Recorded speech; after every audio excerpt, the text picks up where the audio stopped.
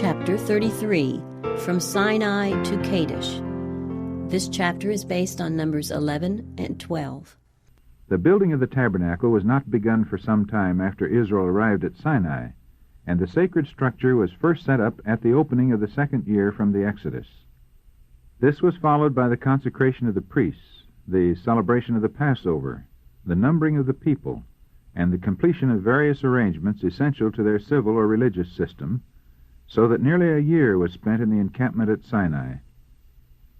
Here their worship had taken a more definite form. The laws had been given for the government of the nation, and a more efficient organization had been effected preparatory to their entrance into the land of Canaan. The government of Israel was characterized by the most thorough organization, wonderful alike for its completeness and its simplicity. The order so strikingly displayed in the perfection and arrangement of all God's created works was manifest in the Hebrew economy.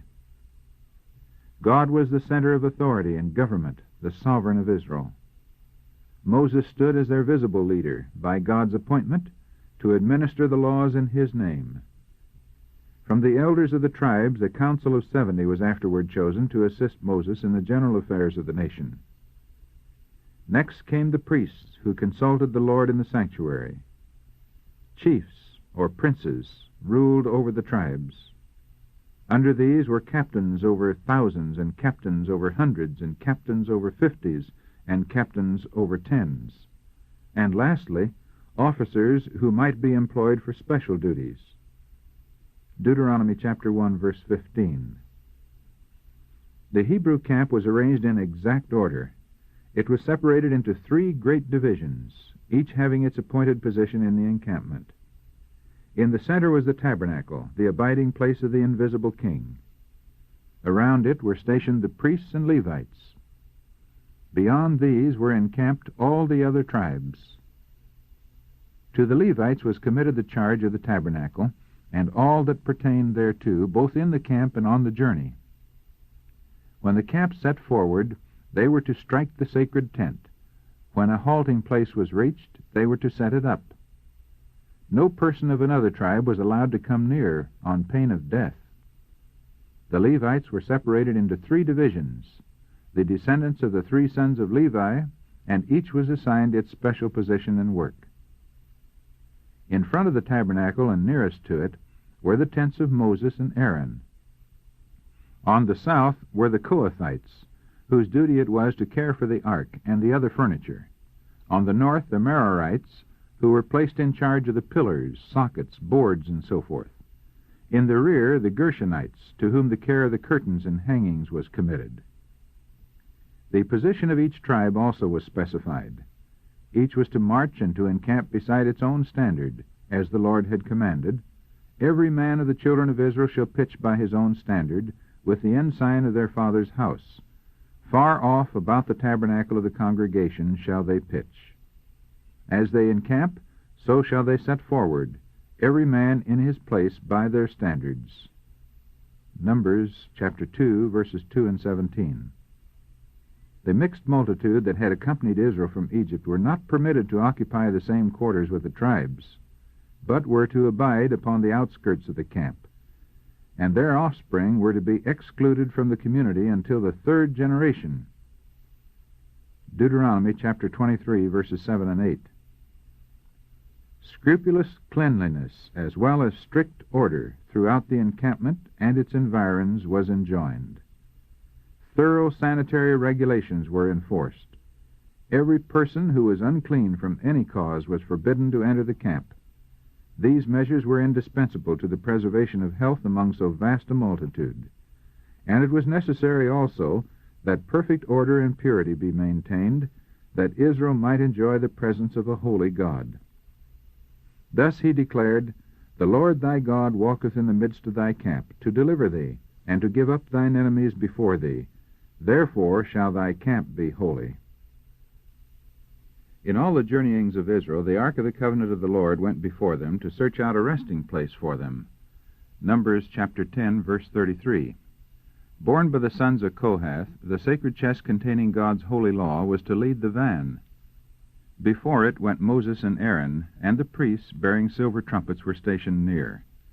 These priests received directions from Moses, which they communicated to the people by the trumpets. It was the duty of the leaders of each company to give definite directions concerning all the movements to be made, as indicated by the trumpets. Whoever neglected to comply with the directions given was punished with death. God is a God of order. Everything connected with heaven is in perfect order. Subjection and thorough discipline mark the movements of the angelic host. Success can only attend order and harmonious action. God requires order and system in his work now, no less than in the days of Israel. All who are working for him are to labor intelligently, not in a careless, haphazard manner. He would have his work done with faith and exactness, that he may place the seal of his approval upon it. God himself directed the Israelites in all their travels. The place of their encampment was indicated by the descent of the pillar of cloud, and so long as they were to remain in camp, the cloud rested over the tabernacle. When they were to continue their journey, it was lifted high above the sacred tent. A solemn invocation marked both the halt and the departure. It came to pass, when the ark set forward, that Moses said, "Rise up, Lord, and let thine enemies be scattered, and let them that hate thee flee before thee." And when it rested, he said, "Return, O Lord, unto the many thousands of Israel." Numbers chapter 10, verses 35 and 36. A distance of only 11 days' journey lay between Sinai and Kadesh, on the borders of Canaan, and it was with the prospect of speedily entering the goodly land that the hosts of Israel resumed their march when the cloud at last gave the signal for an onward movement. Jehovah had wrought wonders in bringing them from Egypt, and what blessings might they now expect, now that they had formally covenanted to accept him as their sovereign, and had been acknowledged as a chosen people of the Most High? Yet it was almost with reluctance that many left the place where they had so long encamped. They had come almost to regard it as their home. Within the shelter of those granite walls, God had gathered his people, apart from all other nations, to repeat to them his holy law. They loved to look upon the sacred mount, on whose hoary peaks and barren ridges the divine glory had so often been displayed. The scene was so closely associated with the presence of God and holy angels that it seemed too sacred to be left thoughtlessly or even gladly. At the signal from the trumpeters, however, the entire camp set forward, the tabernacle borne in the midst, and each tribe in its appointed position under its own standard. All eyes were turned anxiously to see in what direction the cloud would lead.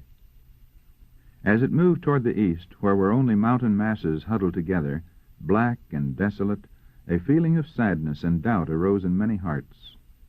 As they advanced, the way became more difficult. Their route lay through stony ravine and barren waste. All around them was the great wilderness, a land of deserts and of pits, a land of drought and of shadow of death, a land that no man passed through, and where no man dwelt. Jeremiah chapter 2, verse 6. The rocky gorges, far and near, were thronged with men, women, and children, with beasts and wagons, and long lines of flocks and herds. Their progress was necessarily slow and toilsome, and the multitudes, after their long encampment, were not prepared to endure the perils and discomforts of the way. After 3 days' journey, open complaints were heard. These originated with the mixed multitude, many of whom were not fully united with Israel, and were continually watching for some cause of censure. The complainers were not pleased with the direction of the march, and they were continually finding fault with the way in which Moses was leading them, though they well knew that he, as well as they, was following the guiding cloud. Dissatisfaction is contagious, and it soon spread in the encampment. Again they began to clamor for flesh to eat. Though abundantly supplied with manna, they were not satisfied. The Israelites, during their bondage in Egypt, had been compelled to subsist on the plainest and simplest food, but the keen appetite induced by privation and hard labor had made it palatable. Many of the Egyptians, however, who were now among them, had been accustomed to a luxurious diet, and these were the first to complain. At the giving of the manna, just before Israel reached Sinai, the Lord had granted them flesh in answer to their clamors, but it was furnished them for only 1 day. God might as easily have provided them with flesh as with manna, but a restriction was placed upon them for their good. It was His purpose to supply them with food better suited to their wants than the feverish diet to which many had become accustomed in Egypt. The perverted appetite was to be brought into a more healthy state, that they might enjoy the food originally provided for man, the fruits of the earth, which God gave to Adam and Eve in Eden. It was for this reason that the Israelites had been deprived, in a great measure, of animal food. Satan tempted them to regard this restriction as unjust and cruel. He caused them to lust after forbidden things, because he saw that the unrestrained indulgence of appetite would tend to produce sensuality, and by this means the people could be more easily brought under his control. The author of disease and misery will assail men where he can have the greatest success. Through temptations addressed to the appetite, he has to a large extent led men into sin from the time when he induced Eve to eat of the forbidden fruit. It was by this same means that he led Israel to murmur against God. Intemperance in eating and drinking, leading as it does to the indulgence of the lower passions, prepares the way for men to disregard all moral obligations. When assailed by temptation, they have little power of resistance. God brought the Israelites from Egypt, that he might establish them in the land of Canaan, a pure, holy, and happy people. In the accomplishment of this object, he subjected them to a course of discipline, both for their own good and for the good of their posterity. Had they been willing to deny appetite in obedience to his wise restrictions, feebleness and disease would have been unknown among them. Their descendants would have possessed both physical and mental strength. They would have had clear perceptions of truth and duty, keen discrimination, and sound judgment. But their unwillingness to submit to the restrictions and requirements of God prevented them to a great extent from reaching the high standard which he desired them to attain, and from receiving the blessings which he was ready to bestow upon them. Says the psalmist, "They tempted God in their heart by asking meat for their lust. Yea, they spake against God. They said, Can God furnish a table in the wilderness? Behold, he smote the rock, that the waters gushed out and the streams overflowed. Can he give bread also? Can he provide flesh for his people? Therefore the Lord heard this and was wroth." Psalm 78, verses 18 to 21. Murmuring and tumults had been frequent during the journey from the Red Sea to Sinai, but in pity for their ignorance and blindness God had not then visited the sin with judgments. But since that time he had revealed himself to them at Horeb.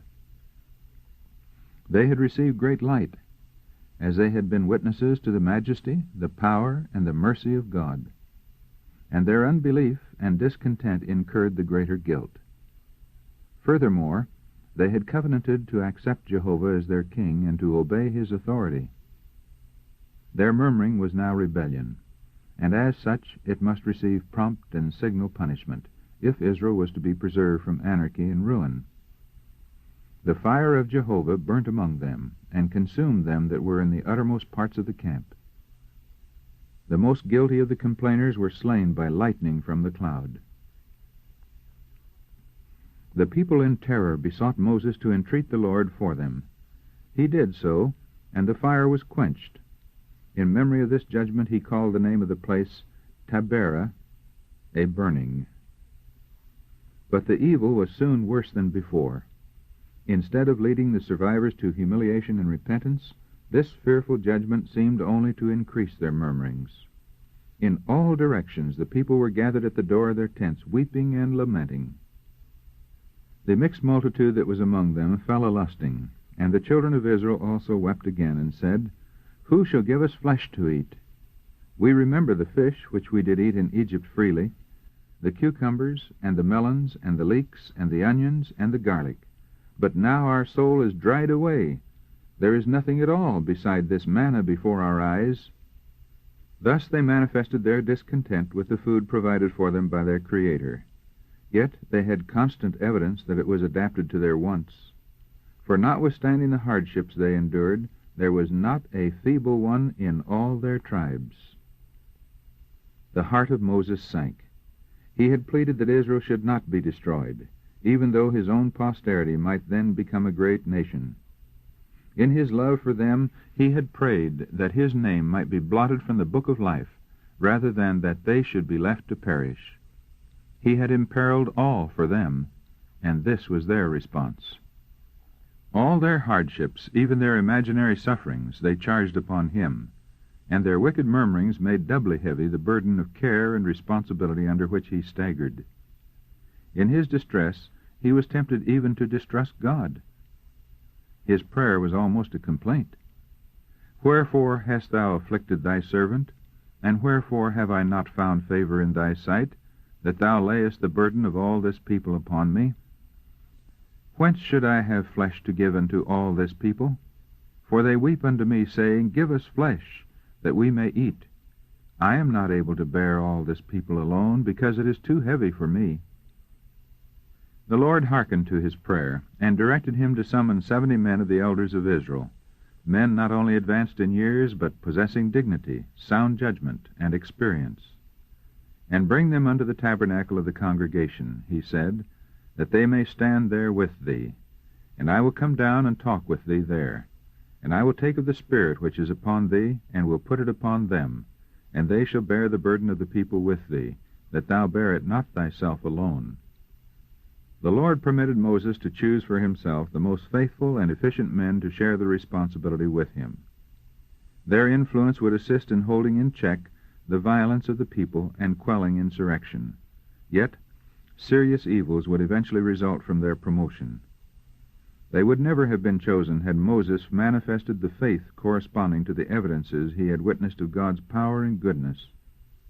But he had magnified his own burdens and services, almost losing sight of the fact that he was only the instrument by which God had wrought. He was not excusable in indulging, in the slightest degree, the spirit of murmuring that was the curse of Israel. Had he relied fully upon God, the Lord would have guided him continually, and would have given him strength for every emergency.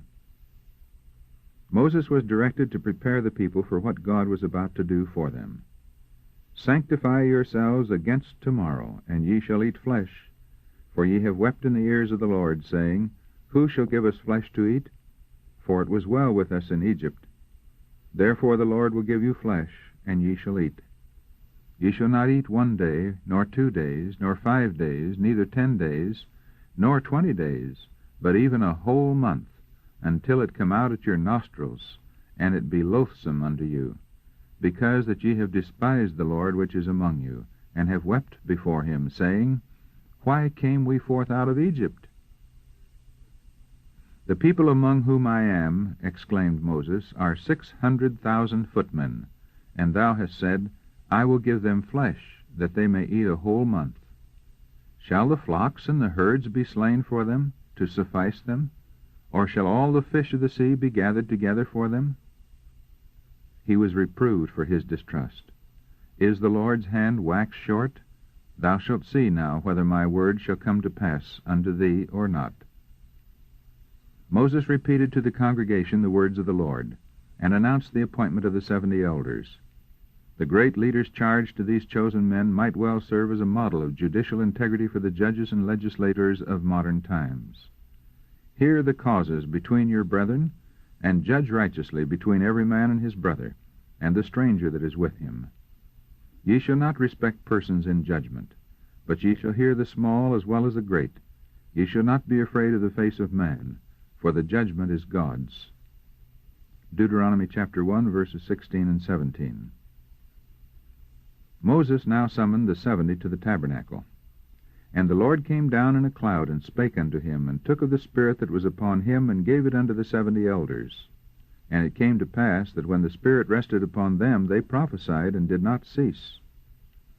Like the disciples on the day of Pentecost, they were endued with power from on high. It pleased the Lord thus to prepare them for their work, and to honor them in the presence of the congregation, that confidence might be established in them as men divinely chosen to unite with Moses in the government of Israel. Again, evidence was given of the lofty, unselfish spirit of the great leader. 2 of the 70, humbly counting themselves unworthy of so responsible a position, had not joined their brethren at the tabernacle. But the Spirit of God came upon them where they were, and they too exercised the prophetic gift. On being informed of this, Joshua desired to check such irregularity, fearing that it might tend to division. Jealous for the honor of his master, "My lord Moses," he said, "forbid them." The answer was, "Enviest thou for my sake? Would God that all the Lord's people were prophets, and that the Lord would put his Spirit upon them." A strong wind blowing from the sea now brought flocks of quails, about a day's journey on this side and a day's journey on the other side, round about the camp, and about 2 cubits above the face of the earth. Numbers chapter 11, verse 31, the Revised Version. All that day and night, and the following day, the people labored in gathering the food miraculously provided. Immense quantities were secured. He that gathered least gathered 10 omers. All that was not needed for present use was preserved by drying, so that the supply, as promised, was sufficient for a whole month. God gave the people that which was not for their highest good, because they persisted in desiring it. They would not be satisfied with those things that would prove a benefit to them. Their rebellious desires were gratified, but they were left to suffer the result. They feasted without restraint, and their excesses were speedily punished. The Lord smote the people with a very great plague. Large numbers were cut down by burning fevers, while the most guilty among them were smitten as soon as they tasted the food for which they had lusted. At Hazeroth, the next encampment after leaving Taberah, a still more bitter trial awaited Moses. Aaron and Miriam had occupied a position of high honor and leadership in Israel. Both were endowed with the prophetic gift, and both had been divinely associated with Moses in the deliverance of the Hebrews. "I sent before thee Moses, Aaron, and Miriam." Micah chapter 6, verse 4, are the words of the Lord by the prophet Micah. Miriam's force of character had been early displayed when as a child she watched beside the Nile the little basket in which was hidden the infant Moses. Her self-control and tact God had made instrumental in preserving the deliverer of his people. Richly endowed with the gifts of poetry and music, Miriam had led the women of Israel in song and dance on the shore of the Red Sea. In the affections of the people and the honor of heaven, she stood second only to Moses and Aaron. But the same evil that first brought discord in heaven sprang up in the heart of this woman of Israel, and she did not fail to find a sympathizer in her dissatisfaction. In the appointment of the 70 elders, Miriam and Aaron had not been consulted, and their jealousy was excited against Moses. At the time of Jethro's visit, while the Israelites were on the way to Sinai, the ready acceptance by Moses of the counsel of his father-in-law had aroused in Aaron and Miriam a fear that his influence with the great leader exceeded theirs. In the organization of the council of elders, they felt that their position and authority had been ignored. Miriam and Aaron had never known the weight of care and responsibility which had rested upon Moses. Yet, because they had been chosen to aid him, they regarded themselves as sharing equally with him the burden of leadership, and they regarded the appointment of further assistance as uncalled for. Moses felt the importance of the great work committed to him as no other man had ever felt it.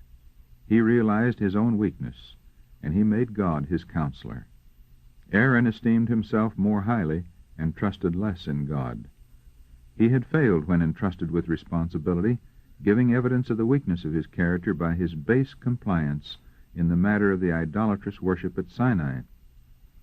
But Miriam and Aaron, blinded by jealousy and ambition, lost sight of this. Aaron had been highly honored by God in the appointment of his family to the sacred office of the priesthood. Yet even this now added to the desire for self-exaltation. And they said, "Hath the Lord indeed spoken only by Moses? Hath he not spoken also by us?" Regarding themselves as equally favored by God, they felt that they were entitled to the same position and authority. Yielding to the spirit of dissatisfaction, Miriam found cause of complaint in events that God had especially overruled. The marriage of Moses had been displeasing to her. That he should choose a woman of another nation instead of taking a wife from among the Hebrews was an offense to her family and national pride. Zipporah was treated with ill-disguised contempt. Though called a Cushite woman, Numbers chapter 12, verse 1 in the Revised Version, the wife of Moses was a Midianite, and thus a descendant of Abraham. In personal appearance she differed from the Hebrews in being of somewhat darker complexion. Though not an Israelite, Zipporah was a worshipper of the true God.